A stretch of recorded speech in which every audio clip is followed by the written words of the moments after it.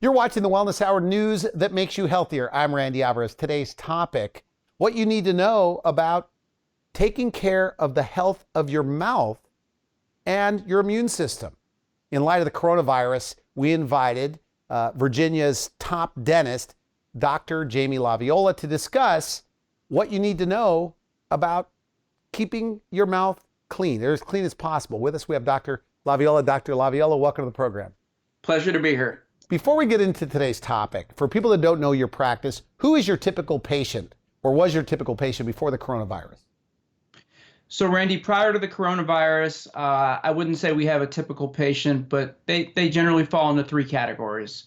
People that wear dentures that are looking for a smile, a new set of teeth, upper and lower, that don't come out, usually supported by implants. So the second group of patients is people that are headed towards dentures. They've got infection, bad teeth, gum disease, and we want to give them a new set of teeth as well, typically using dental implants to give them a smile that they can eat, smile, live their life. So the third group, we do a lot of sedation, kind of got ahead of the curve, and we basically have two people that fall into this category, people that are really phobic, and some of those people require a pill the night before, and then we get them in, get them comfortable, get them sedated. And the other part of sedation patients is the busy person, the CEO, the mother of three, where we can get really 6 months of dentistry accomplished in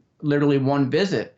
To them, it seems like no time at all has passed, and it's completed. And they're there like 5 hours, and they feel like it's only been like 5 minutes. Exactly. Is that right? Sometimes okay. not even. So let's start with back to the coronavirus. So as a dentist, how has this changed the way you practice? Randy, COVID-19 has changed it quite a bit. There's a couple different things. Number one, at this point, we're only allowed to see emergency patients. What defines an emergency in the world of dentistry? Like what kind of problems? That's a great question. So the typical emergency would be excruciating pain, uncontrolled bleeding, pus oozing out. We don't want to. I mean, a cracked tooth. I mean, would a cracked tooth qualify if you're in pain?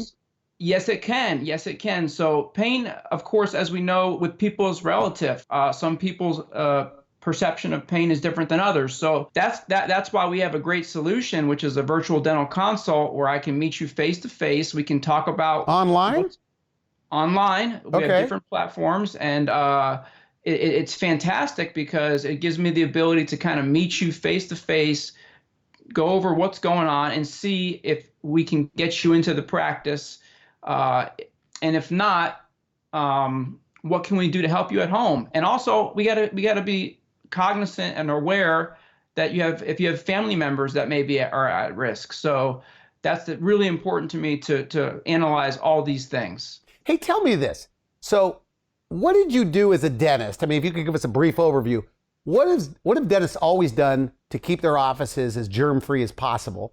And what are you doing now to take extra precautions? We take pretty much universal precautions, which what that means is sterilization, disinfecting everything, making sure all the instruments are clean. Where it's gotten a little bit more, where we've really added on is in the waiting room. We're wiping everything down with this stuff right here. This is approved for Corona. It's the Corona juice. And we're wiping down handles. There's no magazines. Sorry, guys, but no magazines to read. You said even the front door handles now you're wiping down to your office.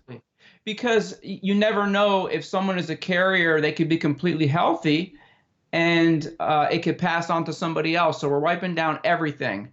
The other thing, again, is we're spacing patients out so that there's time in between because, as you know or don't know, dentistry is in the high-risk category because of the fact that we produce aerosols, which means droplets of water, which is how the coronavirus is passed on. So we wipe surfaces down, to the max. So everybody's wearing a mask. Like if I walk in the front door as an emergency patient, everybody's wearing a mask.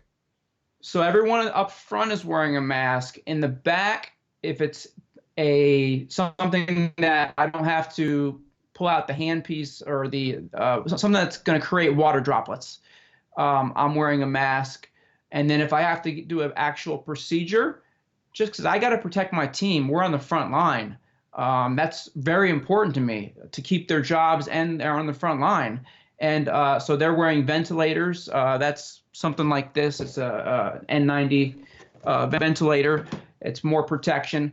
We're wearing surgical caps, gowns, the same thing I would wear for an implant surgery, and then some. Booties over our shoes, the whole deal. The whole deal. Now, Randy. is it really, I'm going to ask you a personal question. I mean, is it really worth it for you? I talk to some dentists and they go, Randy, I'm not even going to take emergency patients. Well, in all fairness, I mean, they're in their 60s, 70s, and they're at higher risk than you are. But isn't it a little scary for you to show up every day? It is scary. But the way I look at it is that I took this job on to serve and to help other people. And this is a time where we all need to come together. So it is worth it. I do tell my staff, if you don't feel up to it, you're free to take sick leave and go home. Okay. But I've got a great team right now, and they're all on board. So now, one of the reasons I invited you on the program is to talk about immune system.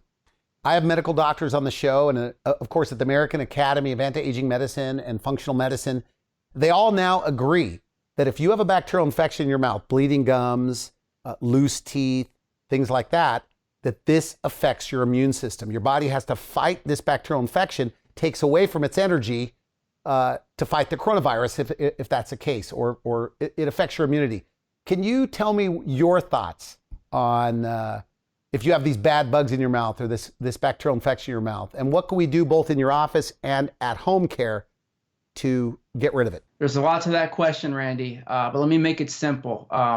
Bad bugs, whether it be in your gums or a dental infection with a tooth, puts a strain on your immune system, and that's essentially where you could be fighting off the virus. Okay. So I can get into a lot of other things with other medical issues. So the other point is what you can do at home care or at home health.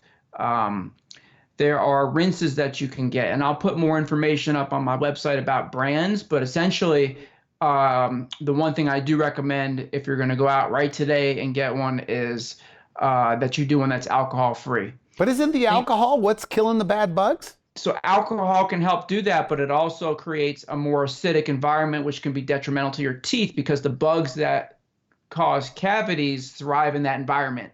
Okay. So we don't want that to happen. So it just depends on what your risk is. So there are alcohol-free rinses that work just as well as a harsh alcohol. Correct. Okay. And let me tell you about a couple rinses that you can make too.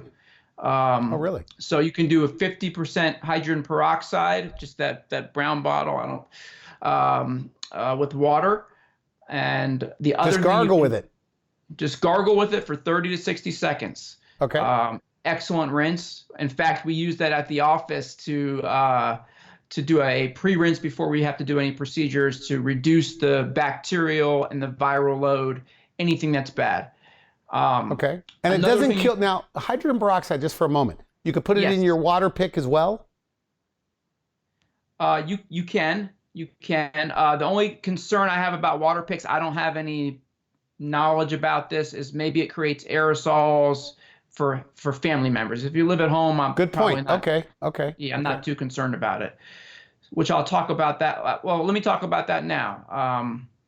So if you live with somebody, I would recommend that, number one, of course, you wash your hands before and after your home care routine. Okay. I would recommend that you have a separate toothpaste tube. If you don't have one, then squirt a little bit out and then wipe it off when you're done. Keep your toothbrush. There's little containers you can get at Target or Walmart, wherever, that cover them up after you've disinfected your toothbrush with the peroxide. Another rinse you can use is a concoction of Clorox and diluted down. So the recipe essentially is about 8 ounces of water or a cup and 2 teaspoons, not tablespoons, but teaspoons. And you can rinse with that for 30 to 60 seconds as well. You can clean your brush with Clorox as well. Okay. And that's also good to put in before you put it into your brush container. If you don't have a brush container, use a Ziploc bag and just keep the brushes separate. You just want to protect each other. So it makes sense. A Ziploc bag, I think, is a good idea. Put your toothbrush in a Ziploc bag, especially if you're living with people.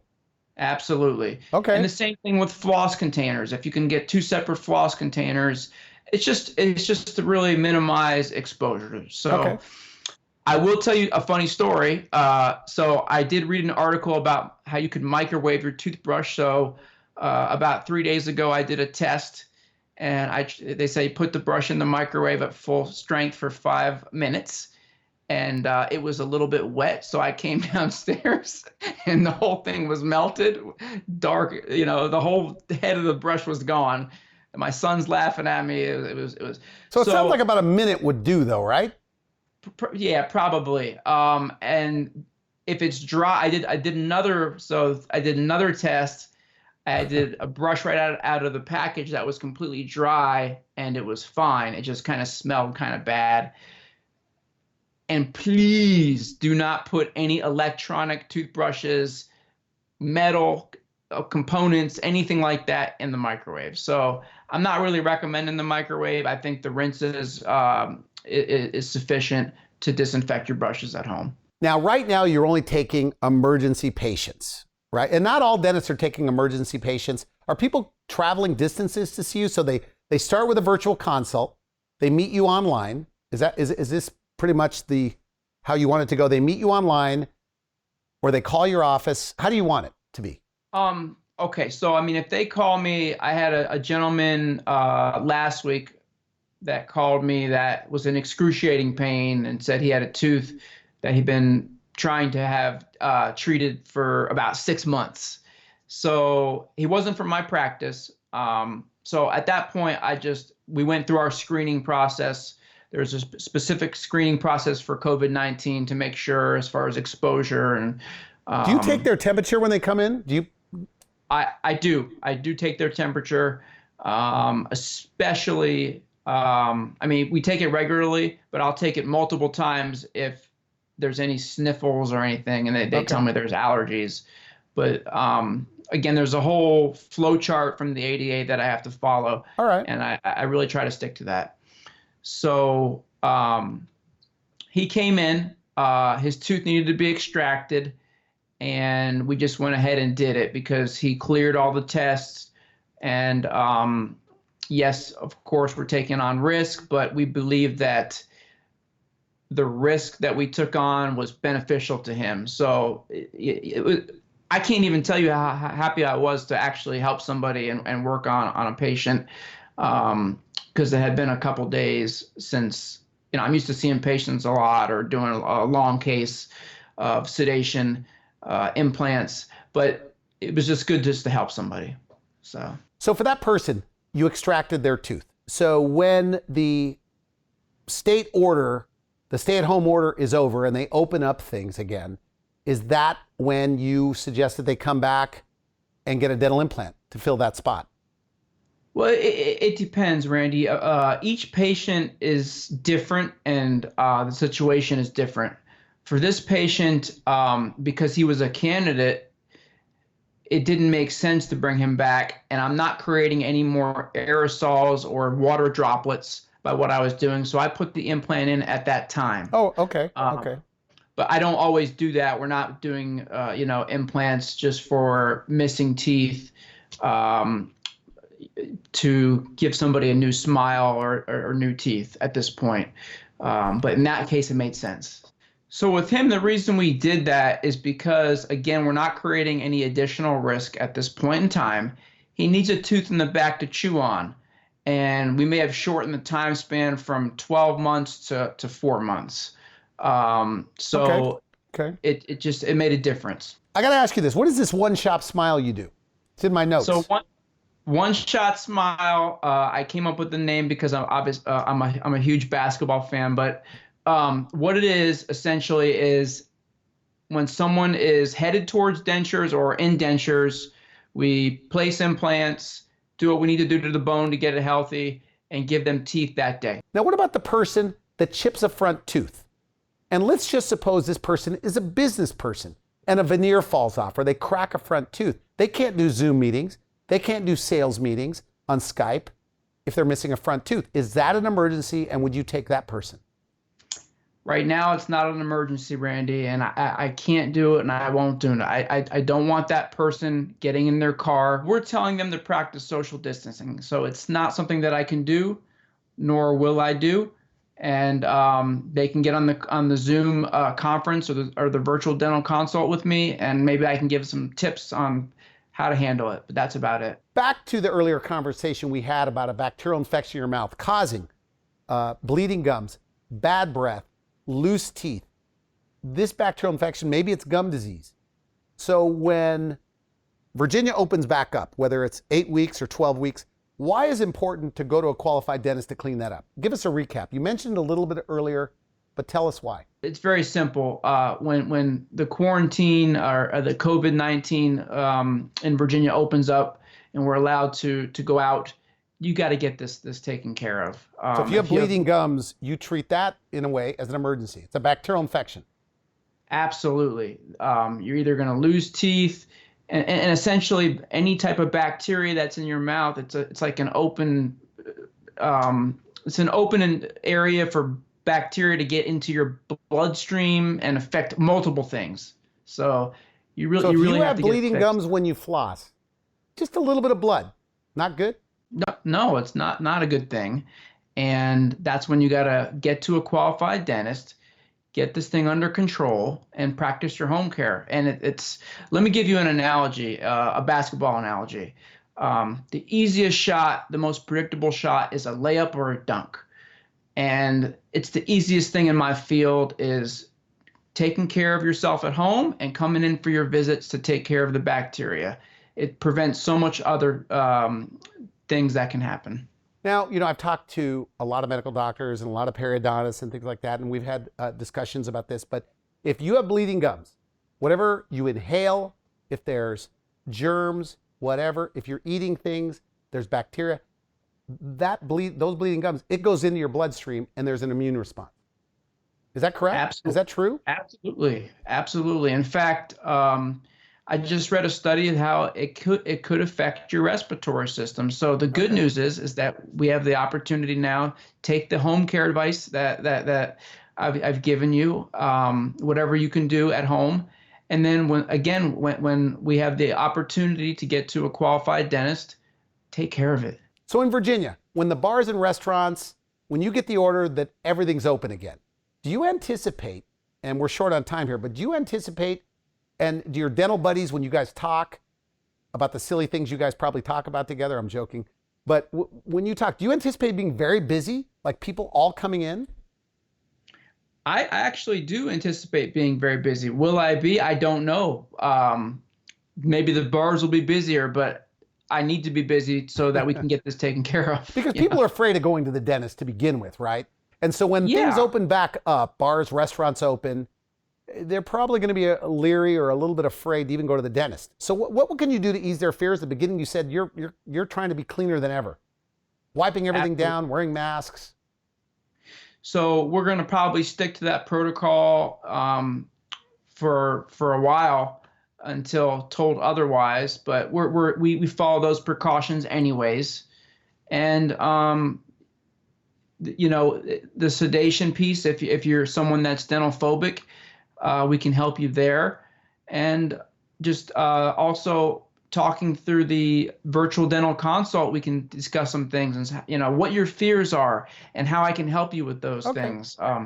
There's a lot of opportunity. Today we're talking about keeping your mouth clean, because if you have bad bugs in your mouth, if you have a bacterial infection in your mouth, it's going to affect your immune system.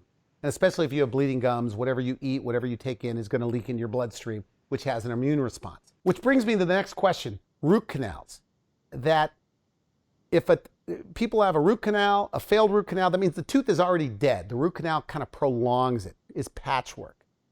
Could you tell me why you may want to remove that tooth and get a dental implant over your second or third root canal? Could you say that? And we're short on time.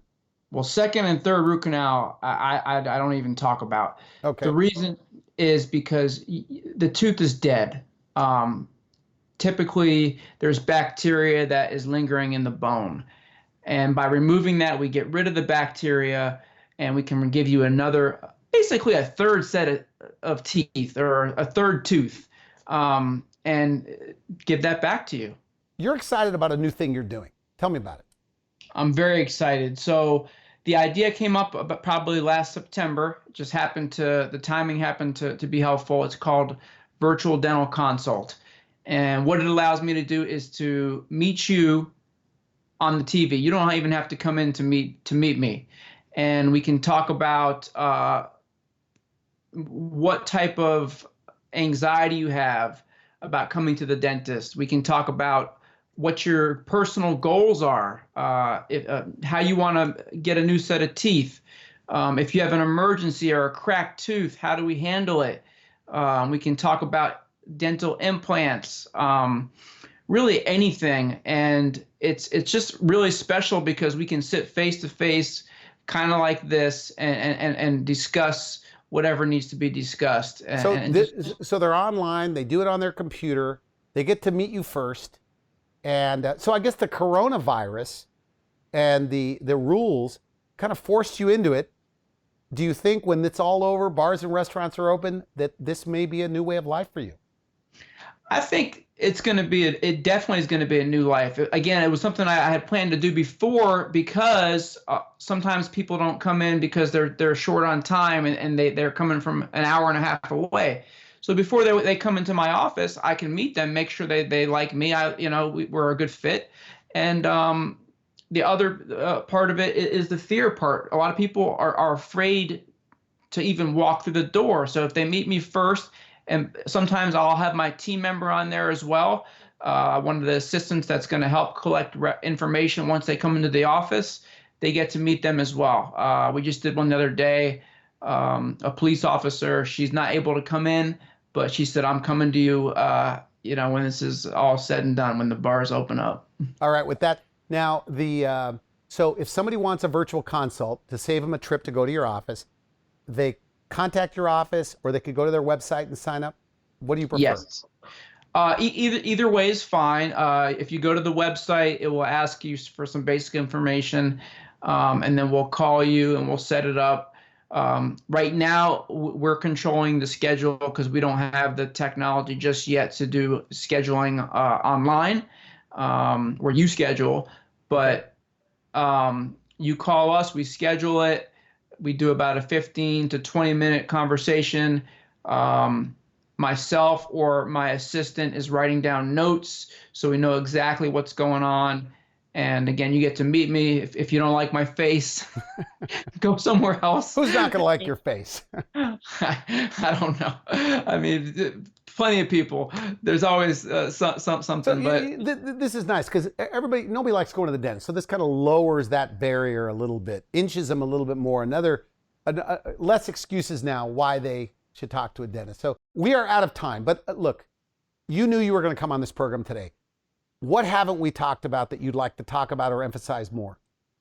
So we mentioned, but I'd like to talk a little bit more about virtual dental consults.